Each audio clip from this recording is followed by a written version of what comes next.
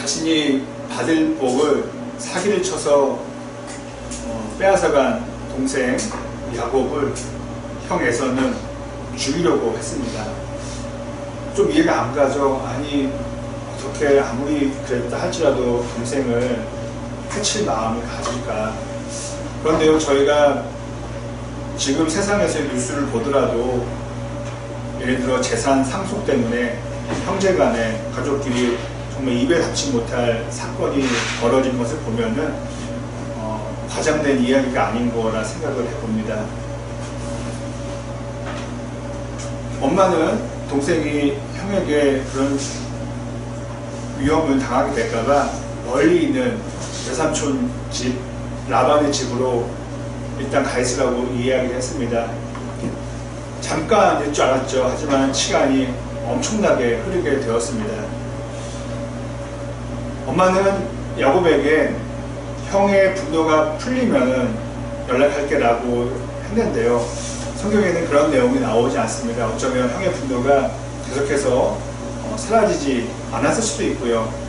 제 생각에는 그런 것도 있었겠지만은 삼촌의 딸들과 결혼을 했잖아요. 그래서 처가살이를 하면서 그냥 고향으로 가는 것을 믿고 지낸 게 아니었을까라는 생각을 해보게 됩니다. 야곱이 본인이 얘기합니다. 삼촌 집에 갈 때, 외삼촌 집에 갈 때 자기에게 있었던 것은 지팡이 하나였다, 막대기 하나였다. 빈손으로 갔었죠. 그런데 그는 큰 부자가 되었습니다. 아무래도 사람의 본성이 그렇죠. 내가 잘 되면은 되게 기쁜데 남이 더 잘 되면은 희생을 하게 되고 또 안 좋은 루머를 만들어냅니다. 외삼촌도, 그리고 외삼촌의 아들들도 그런 야곱이 보기 안 좋았던 것이죠. 이해가 되기도 합니다. 정말 빈털털이었는데 지금은 우리 아빠 때문에 저렇게 잘 산다라고 나쁘게 봤을 수도 있을 겁니다. 밑에 하나님께서는 야곱에게 삼촌 집을 떠나라고 말씀해 주셨습니다. 그리고 고향으로 돌아가라고 알려주셨습니다. 저희는 이 부분에 좀 집중해 볼 필요가 있습니다. 저도 말씀을 준비하면서 생각을 했습니다. 아니, 돈도 있겠다. 아무데나 가서 살면 되지. 왜 굳이 고향으로 가려고 했을까? 제가 앞서 말씀드린 것처럼 하나님의 말씀이었습니다. 하나님의 그런 명령이었습니다. 아마 저라면은 안 갔을 거예요. 왜냐하면 물론 아버지 이삭도 보고 싶지만은 잘못하면은 형 때문에 모든 것을 다 잃을 수 있잖아요. 저희가 이때가도 살펴보겠지만은 야곱은 하나님께 기도할 때 이런 기도를 했어요. 하나님, 형이 저를 죽이려고 그러고 제 아내와 자녀들을 죽이려고 합니다. 여러분, 이것은 그냥 대충 한 내용이 아니죠. 진짜 무서워서 했던 기도의 그런 내용이었습니다. 여기서 우리는 왜 야곱이 큰 사람이었는지, 그리고 있는 그대로 말씀드리면 그가 얼마나 부자였는지 모르지만 그렇다고 뭐 전 세상을 놀라게 할 부자는 아니었겠죠. 그냥 좀 잘 사는 사람이었겠죠. 왜 그가 그런 아무것도 없는 삶에서 그런 달인장을 되었을까? 우리는 알 수가 있습니다. 그는 대단한 사람이었습니다. 어떤 대단한 사람이었냐면은 하나님을 향한 믿음이 대단했던 사람이었습니다. 내가 이뤄놓은 모든 것을 잃어버릴 수도 있었지만은 하나님을 믿고 간 것이죠. 순종했던 것입니다. 여러분, 성경에 말하는 순종은요, 대부분 어떻습니까? 할만해, 괜찮아, 그럼 내가 그렇게 손해볼 것 같지 않아. 그런 순종은 없는 것 같습니다. 일반적인 순종은 그런 것도 있을 수 있겠지만은 가령 부모님이 얘야 우유 좀 사오너라, 얘 순종하겠습니다, 이것은 되게 쉽지 않지만 성경에 말하는 순종은 내가 봤을 때는 아닌 것 같은데, 그리고 너무 어려워요. 이런 것을 하나님께서는 요구하십니다. 그런데 성경을 보면은 이런 큰 일을 순종하라고 말씀하신 다음에 하나님께서는 팔짱 끼고 보고만 계시지 않습니다. 오셔서 도와주십니다. 주변을 통해서 역사하십니다. 정리하면 이렇습니다. 순종은 기적과 큰 도우심으로 이어진다는 것이죠. 복으로 이어진다는 것입니다. 하나님의 입장에서는 죄송하지만은 안 좋게 들릴 수도 있지만은 순종하지 않는 자에게는 복을 주실 수가 없는 것이죠. 우리가 어렸을 때부터 많이 배웠잖아요. 누군가에게는 그 복이 감당치 못해서 화로 바뀔 수가 있는 것이죠. 그래서 그에게 그것을 감당할 수 없는 자에게는 못 주시는 거죠.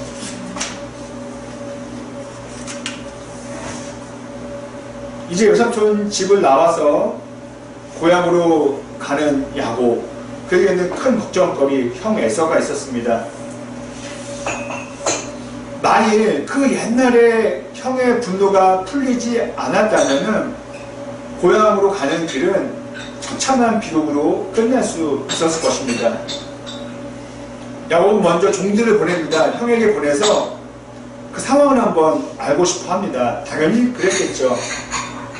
종들은 어떤 대답을 했습니까? 야곱에게 와서는 이렇게 얘기합니다. 형 에서가 종들 부하 400명을 데리고 주인 어른을 치러 오십니다. 무엇입니까? 주인 어른을 죽이려고 이곳을 달려오고 있습니다. 라는 것이었죠. 모르겠습니다. 야곱도 성공을 했지만은 부하가 400명까지는 아니었던 것 같습니다. 왜냐면은 제 생각에는 만약에 400명이었으면은 한번 싸워보자 라고도 말해봤겠지만은 그럴 엄두가 안 됐을 것 같습니다. 그렇습니다. 형 에서의 분노는 풀리지 않았고 마지막 순간까지 풀리지 않는다면은 정말 큰일이 날 수 있었습니다. 야곱의 심정은 어땠을까요? 제가 앞서 잠깐 기도의 내용처럼 나도 끝나지만은 내 자녀도, 내 아내들도, 내 온 가족이 끝난다면은 그거는 정말로 상상도 못할 두려움에 빠졌을 것입니다. 이제 그는 야복 개울을, 옛날 성경에 있는 강가라고 나옵니다. 요즘 바뀐 거는 시내라고 나오는데요. 야복 개울을 기준으로 해서 야곱은 가족과 또 그가 가진 모든 것을 다 건너 보냅니다. 다 보내게 하고 자신만 홀로 남게 되었습니다. 그때 그 홀로 남게 된 야곱에게 하나님의 천사가 찾아오게 되었습니다. 이 장면은 의미하는 바가 상당히 큽니다. 조금 전에 말씀드린 것처럼 그는 빈손으로 삼촌 집에 갔지만은 많은 것을 이루고 왔습니다. 하지만 그는 모든 사람과 모든 것을 다 떠나보내고 홀로 남았을 때 하나님을 만날 수가 있었습니다. 저희도 다르지 않다고 생각합니다. 저희가 배운 공부, 갖고 있는 건강, 또 재물 등등 여러 가지 좋은 것들을 갖고 있을 때는 어떻습니까? 우리 솔직히 한번 얘기해보면 어떨까요? 교만해집니다.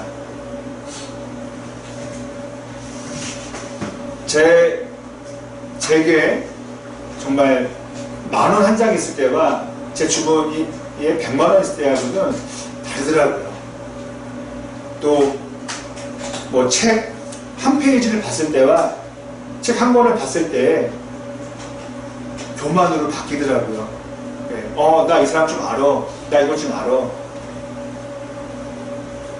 그리고 여러분도 아시잖아요. 다 경험해보셨잖아요. 10,000원밖에 없으면 100만원 있으면 좋을 것 같아 라고 했는데 100만원 생기면은 1,000만원 있으면 좋을 것 같아. 교만과 욕심은 끝이 없습니다. 그럼 어떻습니까? 저에게 100만원 있으면은 이거 어떻게 1,000만원 만들까라고 고민을 하면서 하나님을 찾는 시간을 아쉽지만 잃게 됩니다.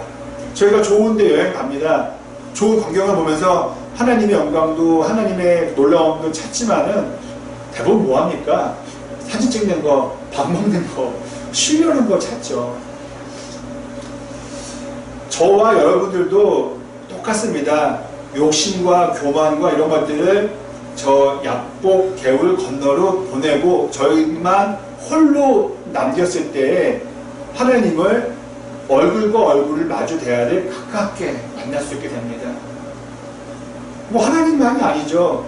제가 누군가와 대화를 하려고 하는데 제 주변에 친구들과 지인들이 많이 함께 있으면은 대화 시간은 부족합니다. 이 사람들을 떠나보내야지 한 사람과 오랜 시간 대화를 나눌 수 있게 되는 것이죠.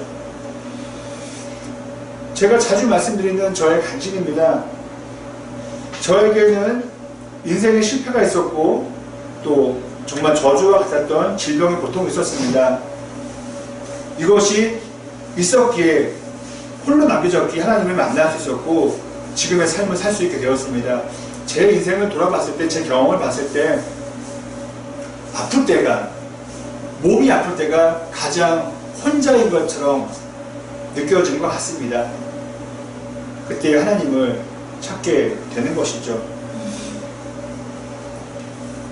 다시 본문으로 돌아와서 저희가 말씀을 나눠보겠습니다. 야곱은 그 천사와 함께 대화를 하지 않았습니다. 성경에는 씨름을 할 때가 나옵니다. 제가 조금 더 찾아보려고 히브리 성경에 있는 단어를 한번 보니까요, 이게 씨름일 수도 있고요, 또 격투일 수도 있습니다. 그리고 좀 자세히 보니까 먼지가 온통 덮는 거예요, 우리를요. 지금 뭡니까? 정리하면요, 먼지 나듯이 싸움을 하는 겁니다. 저도 어렸을 때부터 이 내용이 좀 이해가 안 갔어요. 천사는 와서 왜 씨름을 했을까? 여러분 한번 생각해 볼까요? 천사가 와서 나 천사야, 우리가 생각하는 민속 씨름을 하자 이러진 않았겠죠. 이유는 모르겠지만은 정말 치고받고 싸운 것이죠. 그리고 밤새 그랬더라면은요, 온 에너지가 다 소진된 상태였을 것입니다. 여러분, 너무도 야곱은 절박했기 때문에요, 천사에게 지지 않으려고 노력을 했습니다.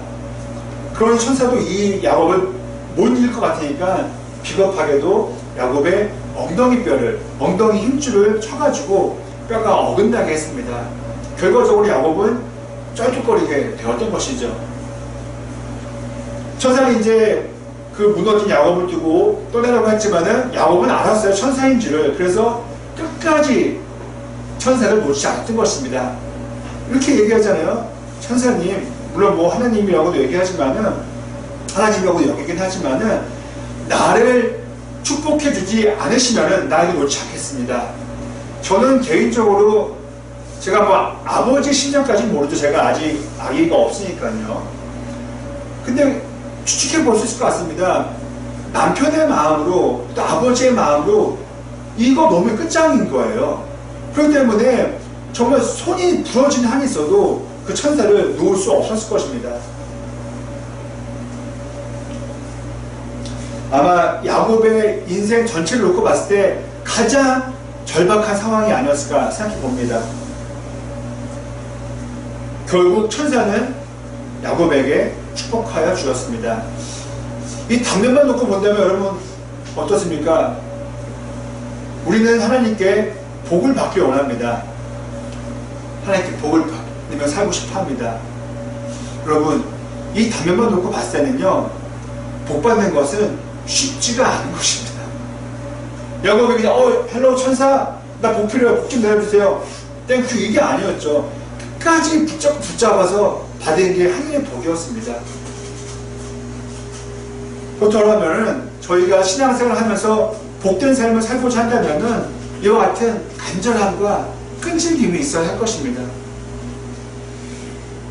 그 야곱이 말한 복은 무엇이었겠습니까? 갑자기 거기서 금구원을 원했겠습니까? 아니죠. 나 좀 살려주세요, 우리 가족 좀 살려주세요 라는 것이었죠. 바로 구원이었습니다. 그리고 하나님께서는 그의 가족을, 그 야곱을 구원해 주셨습니다. 왜 그렇습니까? 예상치도 못하게 400명을 끌고 왔던 그 에서의 분노가, 그 불길이 다 꺼지게 되었던 것이죠. 성경은 이렇게 얘기합니다. 에서와 야곱이 서로가 보자 그 두 남자가 눈물을 흘리면서 그걸 안았다는 것입니다. 얼마나 펑펑 애처롭게 울었을까요? 하나님의 역사인 것이죠. 하나님이 에서의 마음을 바꿔 놓으신 것입니다. 사실 야곱의 계획은 이게 아니었습니다. 형의 마음을 바꾸려고 자신에게 있는 가축대 중에서 많은 양을 이렇게 보내서 선물을 내 차례 이렇게 보내서 형의 마음을 좀 바꾸려고 했습니다. 성경에도 나오죠. 사람의 마음을 선물이 바꾼다고요. 그런데 그렇게 해서 될 거였으면은 천사는 등장하지 않았을 것입니다. 그렇게 해서도 안 될 것이죠. 여러분, 부하만 400명이에요. 그러면은 부하 월급만 해도 얼마겠습니까? 그렇다면은 야곱이 주는 그 선물 가축대 보면서 뭐가 기뻤겠습니까? 아마 저였더라면은, 나쁜 마음이었더라면은 어쭈 이것이 얼마 안 될 것 같고 나를 농약하려고 하네, 더 화가 났을 것 같습니다. 물론 이런 인간적인 지혜로 방법이 해결될 때가, 문제가 해결될 때가 있어요. 하지만 우리가 살면서 경험해 봤잖아요. 도저히 이거는 인간의 방법으로도 안 돼요. 이것은 정말 하늘에서 역사하지 않고서는 해결이 안 되는 일이 우리에게는 있었고 앞으로도 있을 것입니다. 그때 필요한 것은 바로 기적인 것이죠. 하나님의 역사인 것입니다. 그때 야곱이 그랬듯 우리도 어떤 인간적인 방법이 아닌 야복 나루에서, 그 야복 뭐라고 해야 되죠? 고수부지에서 하나님을 만나야 합니다. 그래야 문제를 해결받을 수 있습니다. 오늘 이야기의 그 내용을 야곱의 입장에서 저희가 한편적으로 한번 살펴보겠습니다. 하나님께 순종하는 마음으로 가족을 데리고 고향 땅으로 가는 길이었습니다. 모르겠어요. 저였으면은 예상했을 거예요. 내가 고향 땅 가는 길에 이미 하나님께서 형의 마음을 바꿔주셔서 나는 환영될 거다, 웰컴 받을 거다, 하나님이 말씀하셨기 때문에 하나님께서 어느 정도 마련해 주셨을 거다라고 생각하면서 왔을 겁니다. 하지만 웬걸요? 아무것도 준비된 게 없었습니다. 그때 여러분 그런 경험, 제가 오늘 잠깐만 경험을 말씀드리는데요. 이런 경험 있습니까? 하나님의 음성이라고 하나님의 사인이라고 순종했는데 웬걸요? 아닌 것 같은 거예요. 그때 어떤 마음 같습니까? 내가 잘못 들었나? 저도 그랬어요. 신학교 갔는데, 소명가문 갔는데, 부르심의 의담을 갔는데, 이거 나 혼자 착각을 한 건가? 그런 마음을 가질 때가 목회를 하면서 처음에는 있었습니다. 너무 어려운 시기였죠. 넓은 대로가 아닌 막힌 벽이, 아니 막힌 벽도 괜찮은데 이거는 낭떠러지가 앞에 있었던 것이죠. 그래서 32장 12절을 보면은 야곱의 기도가 나오는데요. 이런 기도가 나옵니다. 하나님, 무엇입니까? 왜 이렇습니까? 이런 질문하는 내용이 나옵니다. 짧게 정리하면 이것입니다. 하나님, 저에게 약속하지 않으셨습니까? 고향 땅으로 가라고 하셨잖아요. 근데 왜 이렇게 되어가고 있습니까? 왜 형은 저를 죽이려고 옵니까? 그 내용이에요. 풀어서 다시 쓴다면요. 여러분, 400명이 달려오고 있습니다. 다 끝난 것처럼 보였지만은 우리는 결론을 알지 않습니까? 끝나지 않았습니다. 끝난 것처럼 여겨졌지만 끝나지 않았습니다. 이것이 야곱의 이야기의 교훈입니다. 우리는 이것을 반전이야, 역전이야 라고 말하지만은 하나님의 입장에서 보면은요, 이거 반전 아니에요. 원래 스토리예요. 단지 그냥 고난을 통과해야 했었던, 그것을 꼭 거쳐야만 했던 이야기의 한 과정이었던 것이죠. 하나님의 입장에서는 약속의 성취였습니다. 그쵸, 저는 설교를 준비하면서 우리가 어렸을 때 배웠던 약복 강가죠. 우리는 강가를 배웠죠. 약복 강가. 그럼 그 약복의 의미는 무엇일까 하고 찾아봤어요. 찾아보니까요, 영어로 찾아보니까 이거였어요. 우리가 잘 알고 있는 비어있다 할 때 empty 있잖아요. 이게 동사로 쓰여서 empty이더라고요. 그 무엇입니까? 비워두게 하는 것이에요. 그 약복이라는 뜻은 비워두는 것입니다. 없애는 것입니다. 참 신기하죠. 그 의미가 참 매치가 됩니다. 야곱에게 있는 모든 것을 empty 했을 때 하나님이 찾아와 주셨습니다. 모든 것을 비우고 홀로 있을 때 하나님이 찾아와 주셨습니다. 저는 이런 생각을 합니다. 여러분, 기도할 때 눈 뜰 때도 있어요. 저는 아침에 눈 뜨면서 기도합니다. 졸려올까봐요. 잘까봐요. 대부분 눈 감고 기도합니다. 여러분 눈을 감으면요 아무것도 안 보여요. 다 떠나보는 것 같아요. 홀로 남겨진 것 같아요. 인식이 안 되잖아요. 그런데 저는 그때가 바로 약복 강가라고 생각합니다. 그때 하나님을 만날 수 있는 것이죠. 성경은 어떻습니까? 성경을 피는 것, 이것은 단순히 그냥 책을 넘기는 게 아닙니다. 성경을 핀다는 것은 여러분 쉽지 않아요. 온 노력을 기울여야 성경을 보게 됩니다. 읽는 게 쉽지 않다는 것입니다. 성경책을 필 때에는요, 좀 시적으로 말씀드리면은 세상을 향한 문을 닫는 거예요. 우리의 시선이 하나님께로만 가는 겁니다. 성경은 어떤 내용입니까? 재테크입니까? 자기개발입니까? 아니죠. 하나님만, 천국만 말해주는 거예요. 성경 읽는다는 것은 세상의 문을 닫고 천국을 향한 문을 열어놓고 그곳을 바라보는 것입니다. 엠프팅, 약복 강가에, 약복 개울가에 서는 것이죠. 그때 우리는 기도 가운데에, 말씀 있는 가운데에 하나님을 만날 수 있는 것이죠. 이것보다 더 가치 있고 귀하고 아름다운 일이 어디 있겠습니까? 여러분, 간절히 원하시는 것이 있습니까? 간절히 원하시는 계획이 있으십니까? 정말 이거 아니면 안 돼. 그 간절한 마음을 갖고요, 우리가 우리 자신을 엠프팅, 비워냈으면 합니다. 기도했으면 좋겠습니다. 말씀 읽었으면 합니다.